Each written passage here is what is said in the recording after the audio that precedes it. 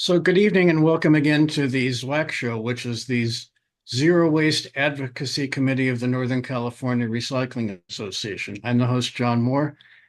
Every month we try to talk about something new and interesting in recycling, but this month we're going to talk about something old, and in fact, really old, going back to the year 79 of the Common Era, when a fairly wealthy population of a town near the Bay of Naples in Italy was incinerated as they stood. And it was so abrupt that whatever their lives were like then, we kind of know about it now because after it, after it remained buried for hundreds and hundreds of years, it was finally re-excavated. And tonight we have with us Dr. Allison Emmerson of Tulane University, who has actually put her hands in that dirt in ancient Pompeii. And so she has learned some of its lessons about what its people did and whether, in fact, they recycled or not, which is the thing that I was really interested in. Did ancient peoples recycle? Well, we're going to find out at least a little bit about whether the Pompeians recycled and whether that can be extrapolated to other cultures or other castes, including even the Imperial Roman caste. We don't know. I don't know the answer to that yet, but we're going to find out. And after that segment, we're gonna talk to Susan Kinsella, the executive director of our recycling archives, and she is going to do part two of a presentation about a very well-known pioneer of recycling named Rick Best, who died young, tragically, many years ago. So starting tonight with Dr. Emmerson, thank you for joining us. I always like to ask people how they got to where they are. How was it that what is your journey to study this and end up in the Roman ruins? Well, thank you for having me, and that's a great question, John. My path was really through just a dream. I had always, like many kids, dreamed of being an archaeologist someday. I just thought it seemed like the coolest job. And somehow, through a mix of luck and a lot of being in the right place at the right time and working really hard, I've ended up not just with my dream job, but in my dream place. I've been working at Pompeii now since 2008, so 17 years, I guess, at this point. And my research focuses there. I work on Roman cities in general, but my fieldwork is at Pompeii, and I direct an excavation at Pompeii. So what we're all dying to know is it just as much fun as Indiana Jones to be an archaeologist?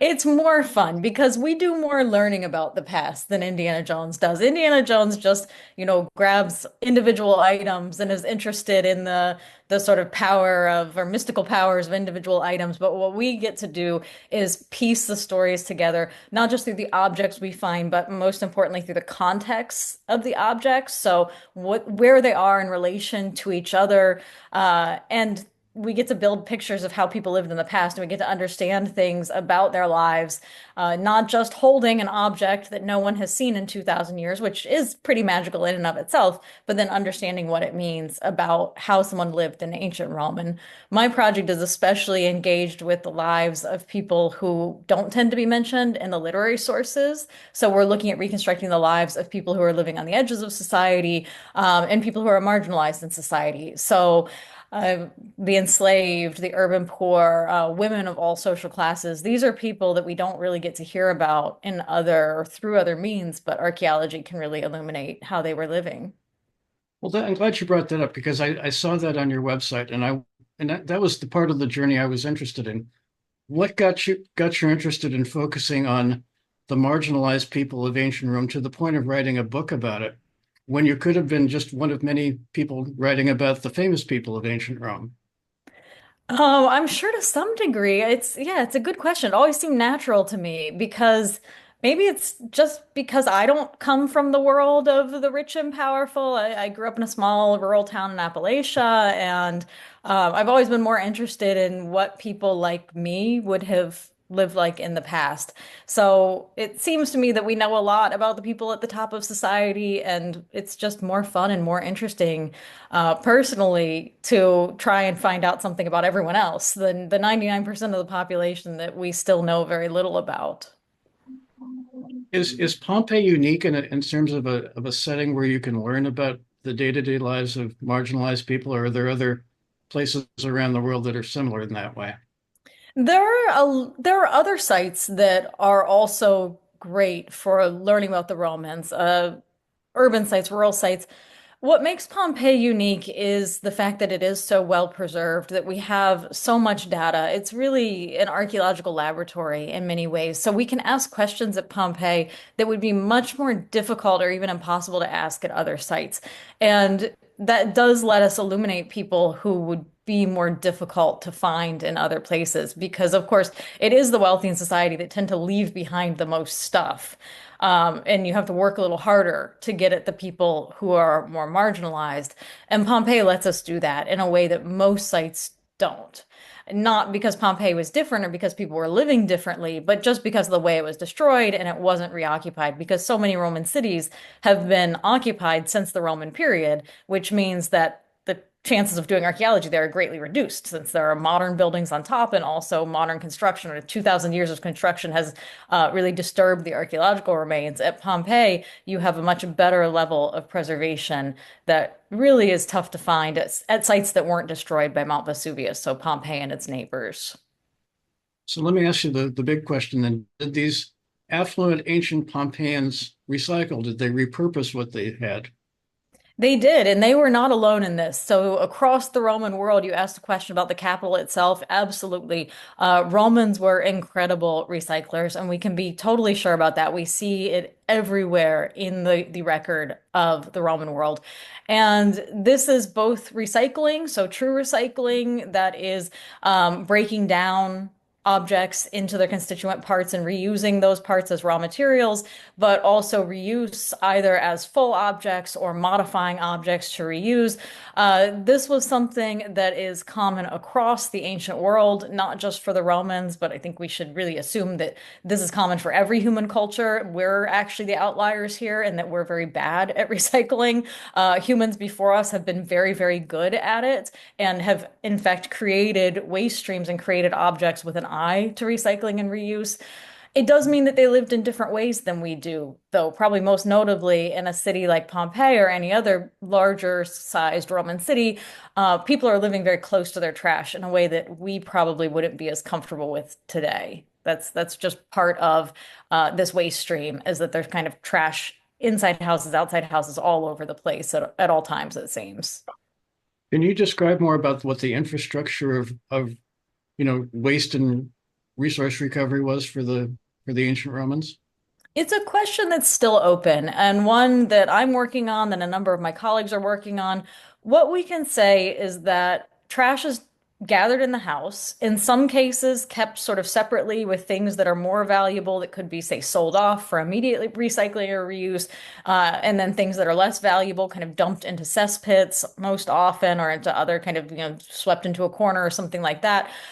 From there, waste often gets dumped into the street and from the street carted off, especially to the edges of the cities or to empty lots inside the city. And outside on the edges of the city, especially, it kind of develops into these huge waste mounds. But we shouldn't imagine that these are like landfills because they're really right there just outside the city because it's a very useful place to recover objects from. Either objects like animal bones that could then be carved down into new objects, objects like pottery, which could be ground down and reused as timber for new pottery, glass, which is really in the Roman world, glass is used everywhere, but it's produced in three sites in the Eastern Mediterranean and then shipped as raw glass elsewhere. So most glass objects, if they are reach the end of their use life, they're melted down and reblown into new objects. So those things kind of come out right away and get reused in various ways or recycled in various ways. And then you have the mounds themselves that are left over. And what we can see very clearly in the archaeology of Pompeii is that then that leftover waste that doesn't seem so immediately useful, which is usually dirt and ash, and little sherds of pottery and little tiny objects just too small to be recovered, that gets brought back in the city and used as construction fill. So even those mounds are being recycled. And really, at Pompeii, we're looking at a city that's layers and layers and layers of construction fill. And when we dig Pompeii, that's what we're excavating. That's 95 or more percent of what we're excavating are layers of construction fill and floors made out of waste that's been brought in from outside the city. So when you say something's waste in ancient Rome, what are the constituent parts of waste?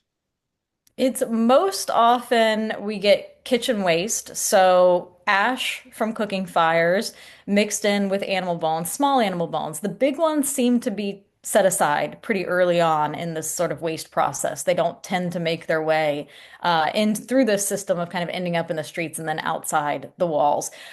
So someone is maybe collecting those. Maybe everybody in town knows that this guy Marcus who works at this bone carving workshop will pay you money for those. So you throw them in a bucket instead and take them to him.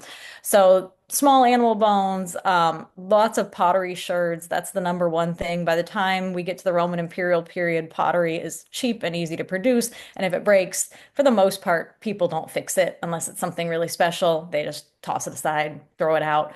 So that tends to then get mixed up with a lot of sand, which is just really flowing through the streets of a city like Pompeii because the dirt itself that the city is on is pretty sandy. And also, it kind of rots its way out of the walls. The plaster is made with sand, the mortar is made with sand. So, kind of the gradual, just day to day wearing down of the city fills the streets with sand.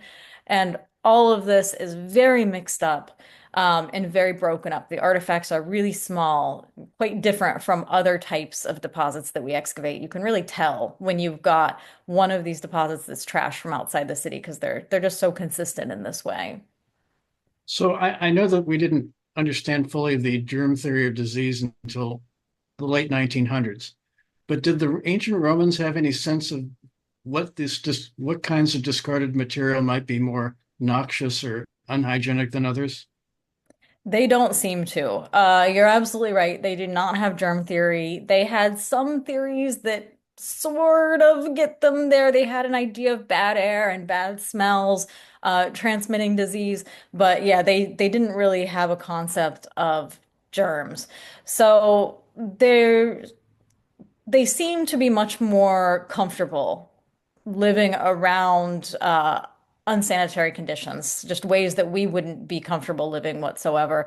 For example, the baths, which the Romans are very famous for their baths, and that's something that's often held up as kind of a hallmark of their engineering and their so-called civilization. There are baths in Pompeii, public baths, that have a way for water to come into a certain pool, but no drain for it to go out.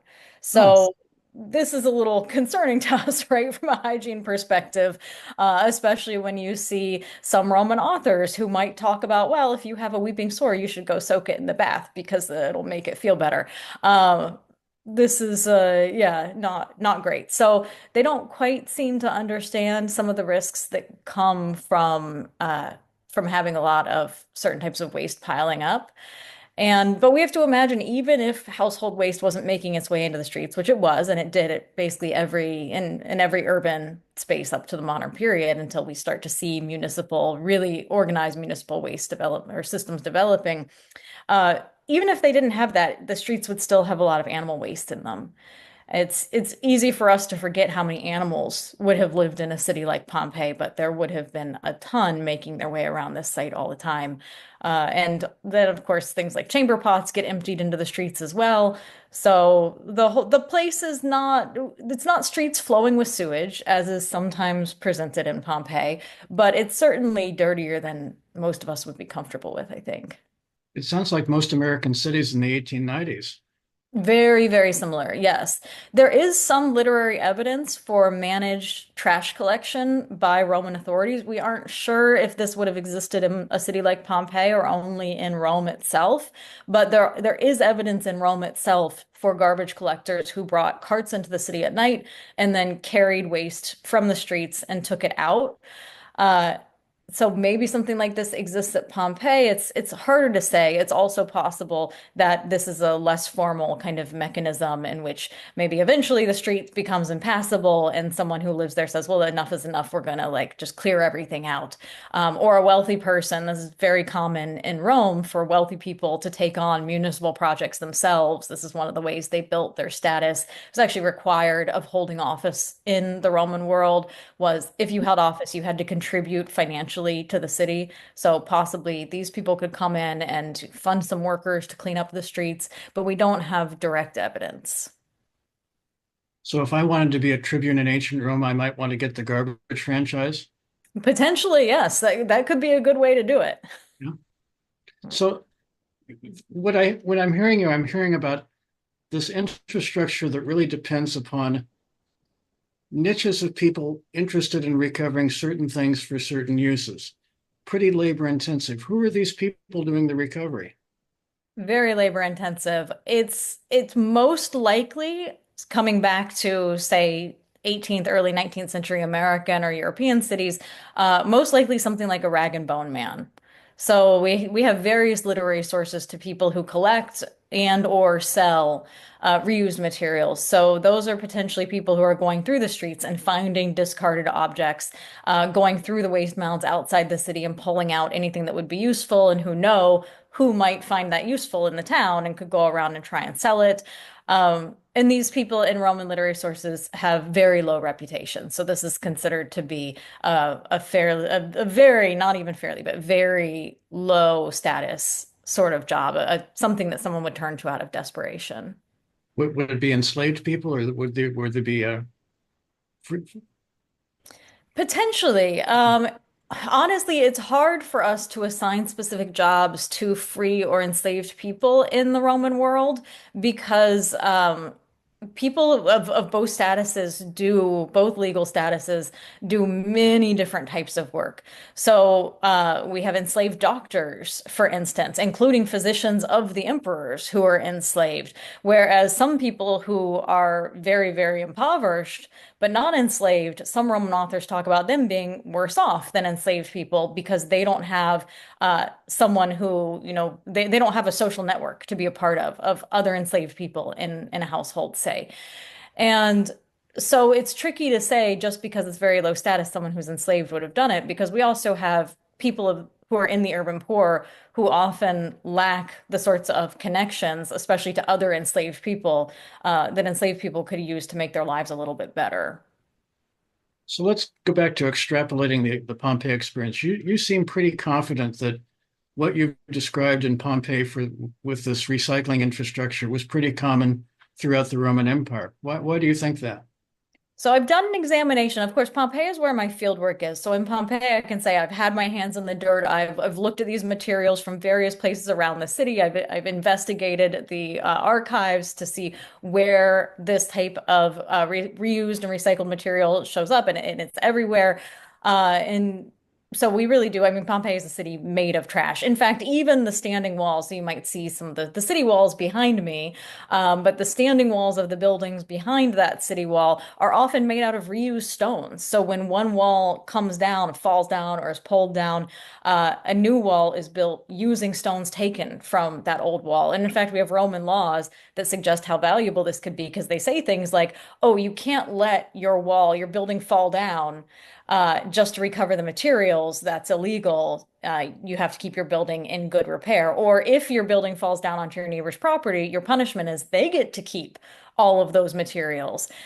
So this is a pretty widespread system. But in other Roman cities where there isn't as much excavation as Pompeii, there's still plenty of records to show us both these types of reused construction fills and waste mounds outside the city. We're especially seeing these types of waste mounds with the most recyclable and reusable materials removed and all of this kind of leftover waste left behind. There's also a few instances, there's pretty rare. People are starting to see them more and more, but it's still something that's rarely recognized of potentially deposits of reused materials that are ready to be worked. So at the Roman port city of Ostia, which is near Rome on the western coast of Italy, there was a workshop found, and in the workshop was a large deposit of animal bones of different types of animals. And the idea there is that this is potentially someone who has collected or purchased these bones, and who's going to carve them into small objects. Things like hinges are very commonly made out of bone, or buttons, or little various types of ornaments. So it's an emerging field, but it seems that we can be quite confident that this is a standard system. So does your confidence in the Roman of what the Romans did, does that extend beyond Italy? Does it extend to the empire in Africa and Asia? It does, yes, it does. And especially there's been a lot of work recently by Spanish archaeologists working in Spain. So there's been a few really fantastic publications of sites in Spain recently that have reconstructed similar waste management systems there. And for the Roman cities in Africa, which are some of the biggest cities in the Roman world, some of the most incredible cities in the Roman world, we have evidence for this type of waste management in those cities as well, and as well as in Asia. So it does seem to be common. And of course, my expertise is the Roman world. But as I said earlier, I think we should assume that recycling was a way of human life until very recently because materials were valuable. It's only recently that materials have become so worthless to us that we think it's easier and better and somehow better for us to go bury them or go deal with them in some other way where we're just going to have them around forever, or we'll use something once and then have it on this planet for however many centuries or even millennia to come. And of course, the Romans didn't have to deal with plastic either. They did not. Yeah, of course, plastic is our biggest problem just because it's so ubiquitous and, as you all know, almost impossible or very difficult to recycle. So would you say from your experience and thinking about this that there is a cultural aspect of recycling that was true in the ancient world? I think so. I think it would have been really unthinkable of them not to reuse things, because every object is either somebody has either gathered that in some way, gathered the raw materials. Every object has been handcrafted. So there's an appreciation that objects are useful, even things that are just a dime a dozen, like the wine amphorae, the big vases, the big pots that are used to ship wine all over the empire, which we find everywhere in the Roman world. They get reused constantly for all sorts of different things. Everything from used in piping systems, so used as links of pipe, used in drainage systems and construction, even used as coffins, as caskets for infants and young children. So even things that to the Romans are a dime a dozen, they're still making sure that they're reusing that stuff. Did that extend even to the imperial caste in Rome? Did they try to conserve? Very likely. So we can say that looking at, say, there are certain imperial palaces in Rome that have built into the walls Mhm. reused amphorae. So built using these shipping vases in architecture, which eliminates the need for some stones and in some cases can lighten the walls. So there's less evidence because of course when we're dealing with Rome, the excavation history gets more complicated, the recording history gets more complicated, especially the very center of Rome where we see things like imperial palaces, but there's no reason to assume that they aren't part of this wider system. Are there ancient writers that still exist today that you can read that they talk about recycling, whether it's fiction or nonfiction? No, not really. And this is one of the frustrating things about the ancient authors. They often don't talk about the things we want them to, and they don't talk about the things that you can just take for granted, the everyday life sort of stuff. They don't tend to talk about. So sometimes you can read it around the edges, like in a reference to a kind of rag and bone man. But most of our evidence is coming from the archaeology. What are some of the more interesting things you found in the archaeology in Pompeii? Well, in Pompeii, related to recycling, we have so much great evidence. Things like graffiti written on walls, advertising reused tiles for sale. Mhm. So, someone who is collecting old tiles and using them to make a profit. We find reused items kind of constantly used in the architecture. So sometimes in a very low quality wall at Pompeii, you might have a lot of reused stones in it, but also some other objects kind of jammed in as well. So you might have a lamp shoved in there. And sometimes that lamp might have the same mortar as the wall it's in on it, but you might also see some other mortar from something else. And you can say, well, this lamp was built into something else at some point. It was a lamp and then it was thrown away and it ends up built into one thing. And then before the eruption in 79, it ends up built into a whole different thing. So you can start to reconstruct these object life histories where we can see things functioning in one life and then a second life, even a third life and beyond, that you can trace in the material record. So what lessons can the ancient Pompeians teach us about this? I think what always stands out to me is that there are other ways of managing our trash, but they might require us to work a bit harder. Right. So, and to be a little, it's just so easy for us now, right? You have in my city, New Orleans, we have a huge municipal trash cans, which plenty of studies have shown are the absolute worst for creating waste because people fill them up. But of course, they save money for the city because the garbage truck can pick them up automatically. And these days, it's just so easy for us to dump things in there, and it's so easy for companies and manufacturers to create packaging. Uh, but we would also need to think in terms of, yeah, certainly things were dirtier in the Roman world. How far are we willing to go as far as getting rid of packaged foods, for example? I think having more access to grocery stores where you can buy in bulk, I think is an incredible step forward for us, which certainly Roman foods are not coming packaged in really any way that we would see as packaging. So there are uh, there are things they're doing that I think are much better than what we're doing in terms of waste. But the first one, the main one, is just actually dealing with it in a way that we don't tend to. Well, that's what you started out by saying. It sounded like the ancient Pompeians did a fair amount of source separation in the household, which we may not do as much as they did. Yeah, it seems that they are. It really seems that they are, and they seem to have a clear idea of what's useful where.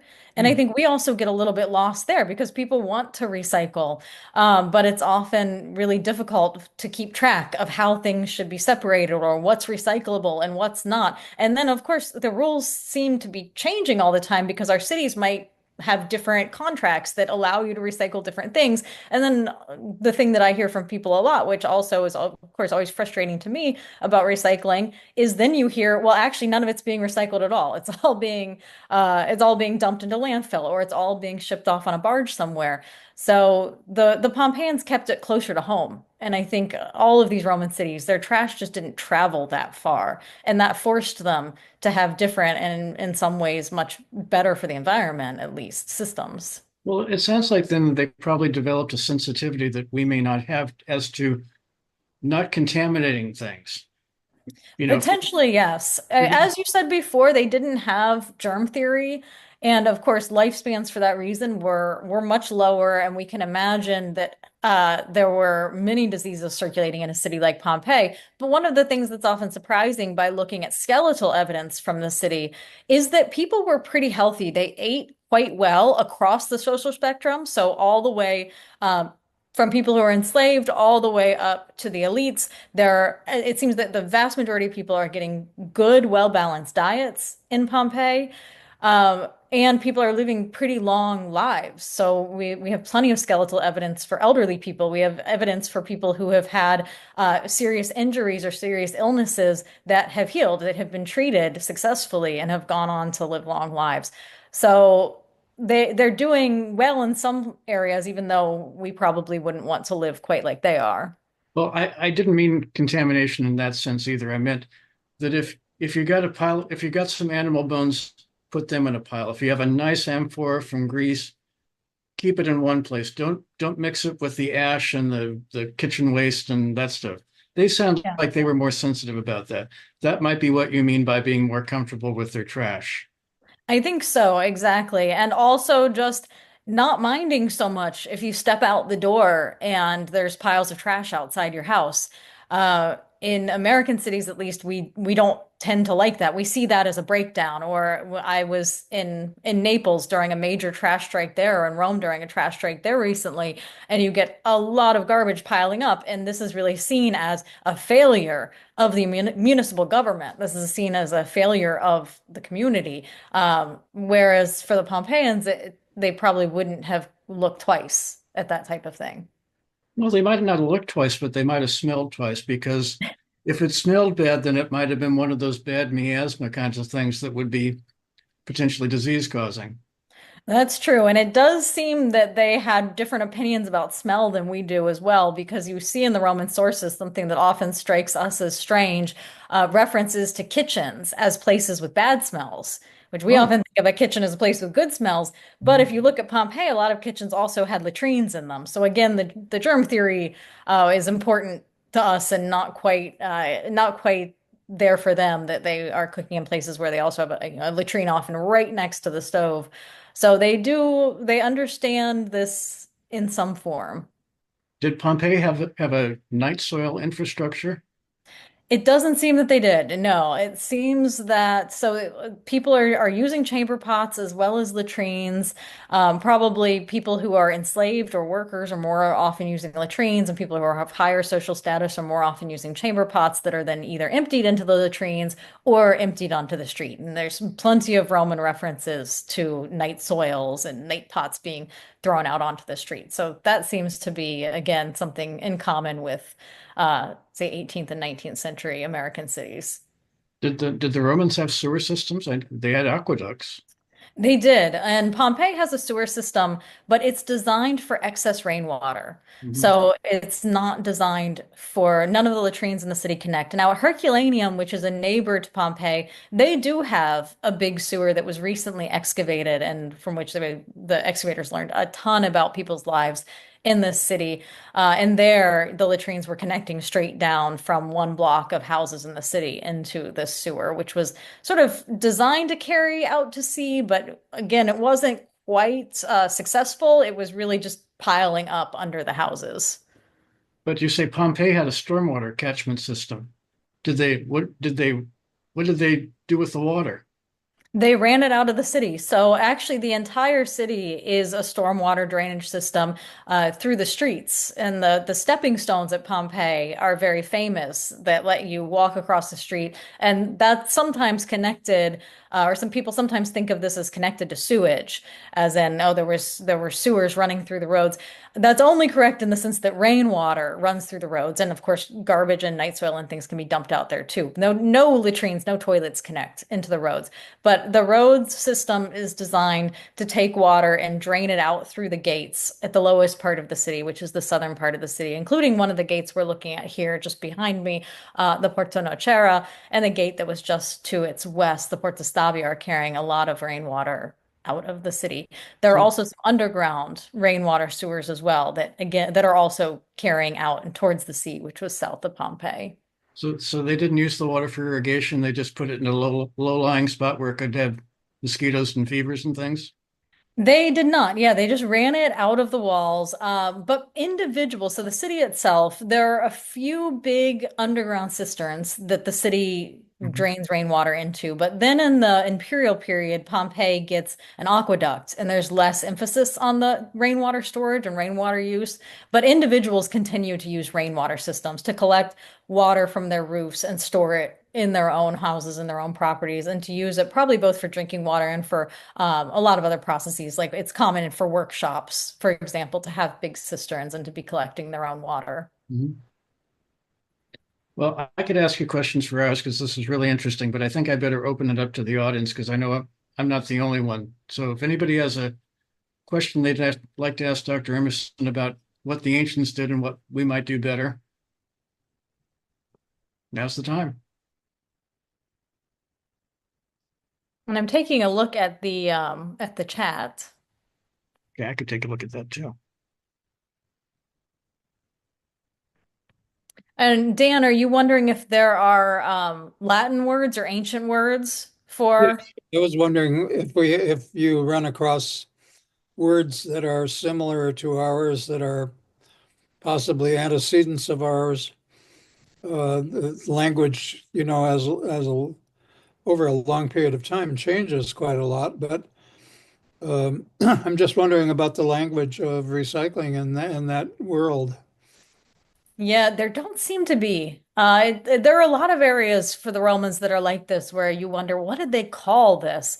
And they don't leave at least a record of it in the sources. So the behavior sometimes, as I said, that is kind of on the edges of the written sources. You can piece together behaviors or systems, or at least little bits of them. But we don't have any words, any specific words for this, other than just simple things like throw away. Yeah. So, Still looking. Okay. so I'm looking at the chat also, and somebody, Brenda Platt, of the Washington, D.C.'s Institute of Local Self-Reliance, wonders whether Cleopatra was a champion of worms and worm composting. That's really interesting. I don't know. I've never heard that, but now I want to look it up because Cleopatra we're told that she was very intelligent, that she was very interested in a lot of different areas. So I wouldn't say it's impossible.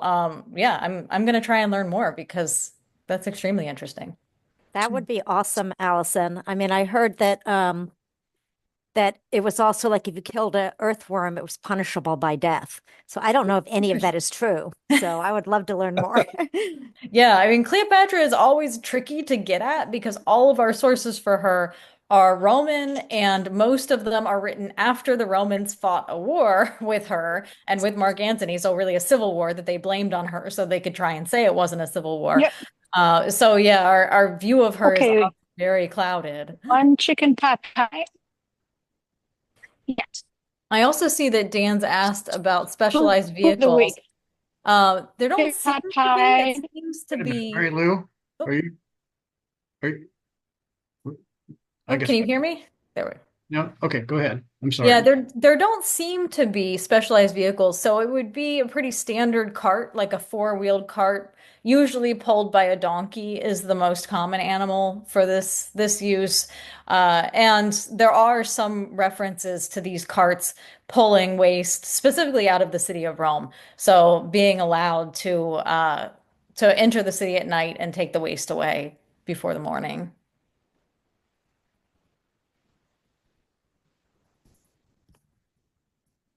So was there anything about books? I know that there was a big library right near Pompeii that I think got destroyed, but was there, and a lot of people probably wouldn't be able to read, but there would be a number that could. Is there anything that you found about books and ways that they might use them? They might have shared them, anything like that? So there's nothing in books about recycling and reuse. It doesn't seem to be something that the intellectuals of the time were interested in at all. But the books themselves, which at the time there's kind of two main ways that writing is preserved. Right, people could write on all sorts of things, and Pompeii's walls are covered in writing, in fact, completely coated in graffiti, both outdoors and indoors. But the ways that literature was written was typically on a scroll. And those were highly valuable. And papyrus, which is the type of reed that these scrolls were made out of, so a reed that could be sliced thinly and it's kind of naturally sticky, so you can stack it together and dry it and make these big sheets of paper. It doesn't last in most of Roman Italy, but we have lots of papyrus from Egypt, from dry areas of Egypt, as well as from some very wet areas in the Northern Roman Empire that suggest that it was reused. To the point where it was in teeny tiny little scraps because it was a valuable material. So, but especially books that are made out of lots of valuable papyrus and which someone has had to write out by hand were extremely precious objects. So you're exactly right. There was a library near Pompeii. It was a private library in a villa. And we don't know who owned that villa, but he was certainly someone who was very interested in philosophy because most of the scrolls that have been recovered there, they were carbonized in the eruption of Vesuvius, which is why they survived. Those scrolls are almost entirely about Epicurean philosophy. So you can even read them even though they were basically incinerated or carbonized? You can. It's incredible. It's incredible that you can, because if you look up the pictures of these things, it looks like a little block of charcoal, like a log that's been come off the fire the next morning.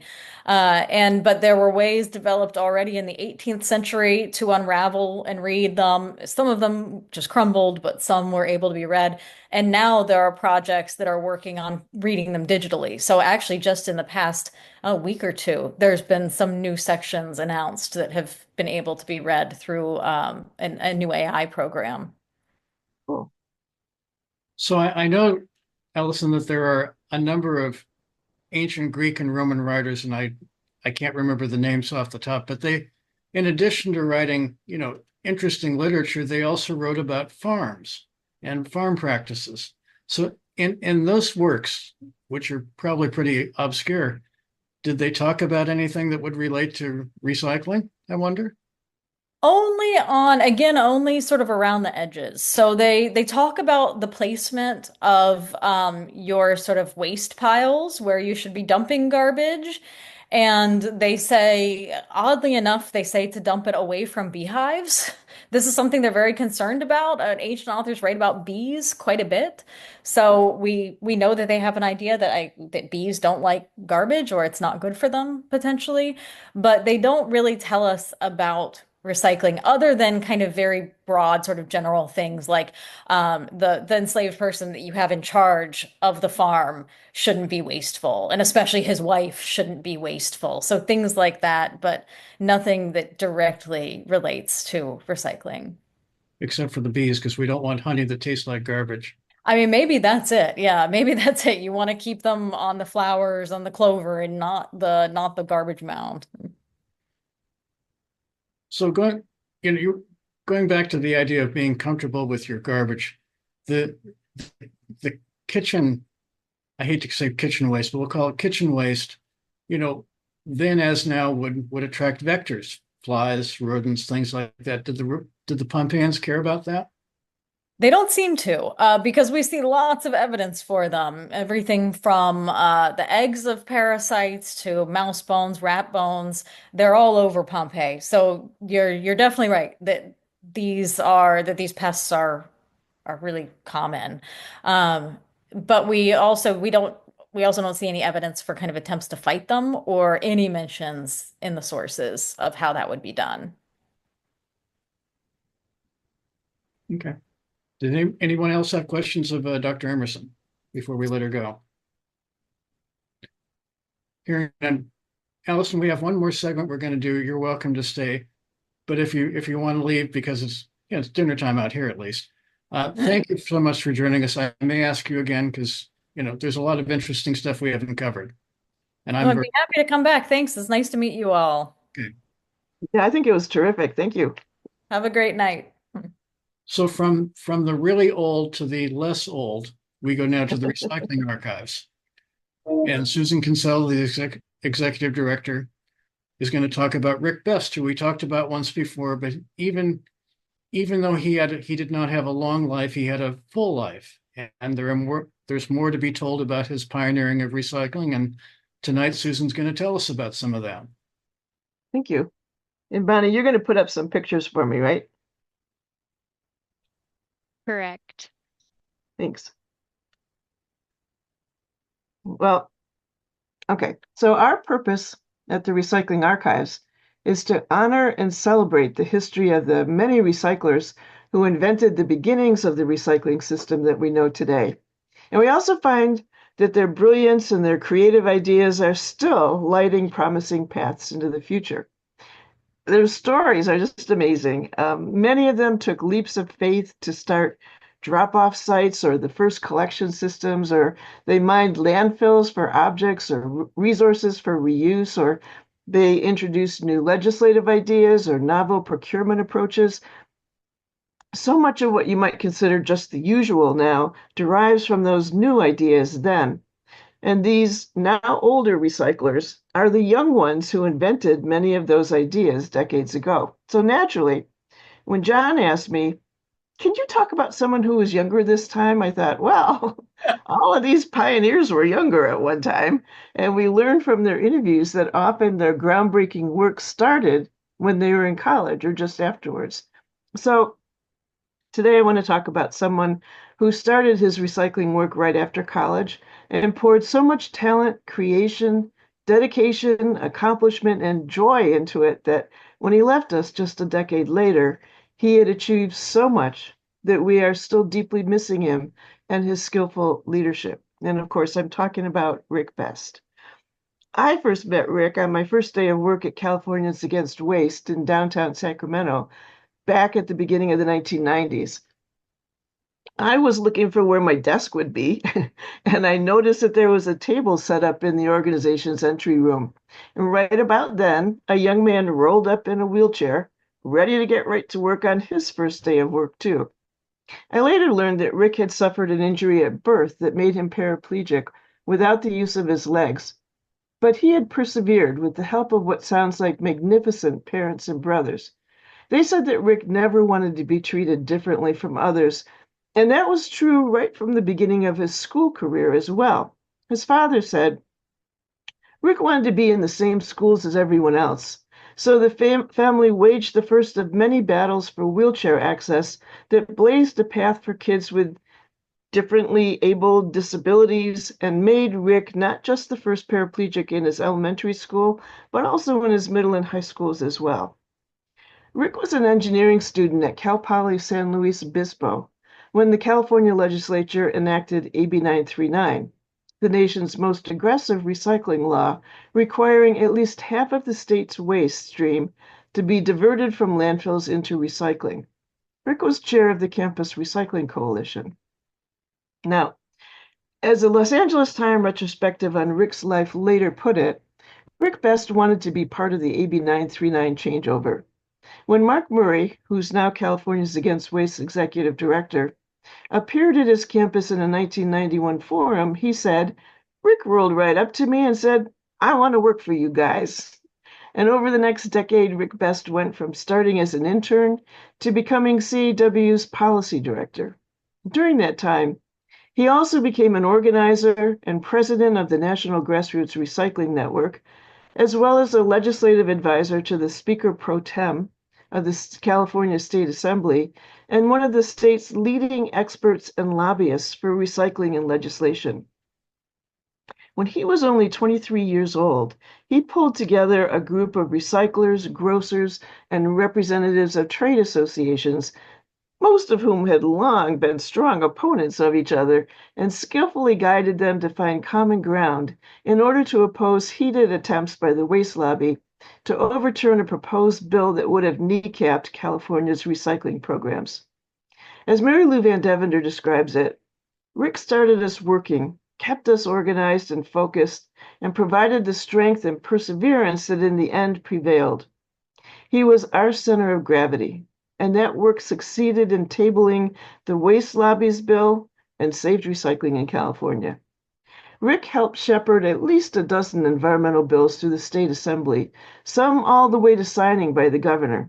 He worked with local government officials to get companies such as Miller Brewing to design their beer bottles to meet new recycling requirements, and Coca-Cola to live up to their promise to include recycled content in their soft drink bottles. In 2000, Rick was named Recycler of the Year by the California Resource Recovery Association. But Rick Best is celebrated not only for his deft legislative savvy and brilliant strategic skills, he is also lovingly remembered for his exuberant and joyful zest for living. As the Sacramento Bee wrote about Rick years later, he was an avid downhill skier, wheelchair racer, and community activist. He headed up Sacramento's Chalk Art Festival every Labor Day and sped off on cross-country trips to follow baseball teams. His wide group of friends tell stories about how he organized waffle festivals in his home, and he did his friends' income taxes for them and loved cooking and traveled all over Europe, as well as to Mexico for whale watching, and played all kinds of sports, including frisbee and racquetball. He drove a car that was operated with hand controls and rode a recumbent bike, also with hand controls. His close friends talk about how he danced with joy at parties, and I too can attest to that. I remember when he hitched a ride with me to a conference we were going to. He got into the front passenger seat and we threw his wheelchair into the back seat. And we were probably going to a CRRA conference because they're known for their great dance parties. And I remember being on the sidelines when the music started. Rick rolled up to me in his wheelchair and asked me to dance, and I admit I was unsure how to do that until he just grabbed my hand, pulled me onto the dance floor, and then started pushing and pulling me back and forth and around, doing wheelies and turning the dancing into joyful abandon. I mean, what an amazing time it was. It was also so Rick when he came to my son's first birthday party and brought him a book about Thomas the Tank Engine and the Great Race. And that book had wheels on it so that it always could be moving too. When Rick was only 32, he was in a traffic accident and landed in the hospital. Several weeks later, he died from pneumonia. All of us who knew him were just shocked and devastated. If he were still with us, he would be in his mid-50s now. Instead, he crammed a long lifetime's worth of accomplishments into just those 32 years, and he left a legacy that still profoundly inspires us.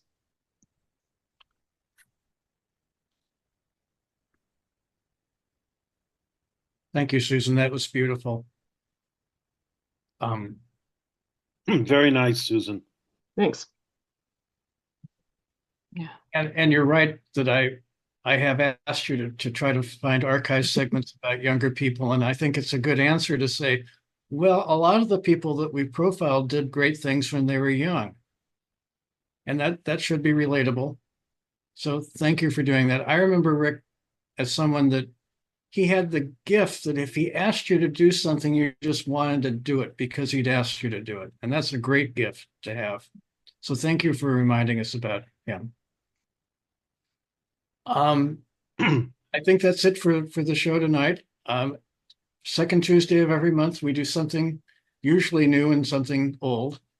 Next month, we're going to have a woman named Bonnie, and I'm going to mispronounce her last name, Benawal, who is with the Climate Center, and she's going to talk about carbon capture because I have read a lot about this new technology that captures carbon dioxide, which is a good thing because it takes it out of the air, and then it gets compressed, and then it gets buried in the ground. And I wondered from a zero waste point of view, is that a good thing or not? Because we typically don't like things that get buried.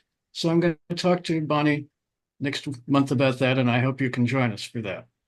So with that, I will adjourn the show. Thank you, John. Thanks.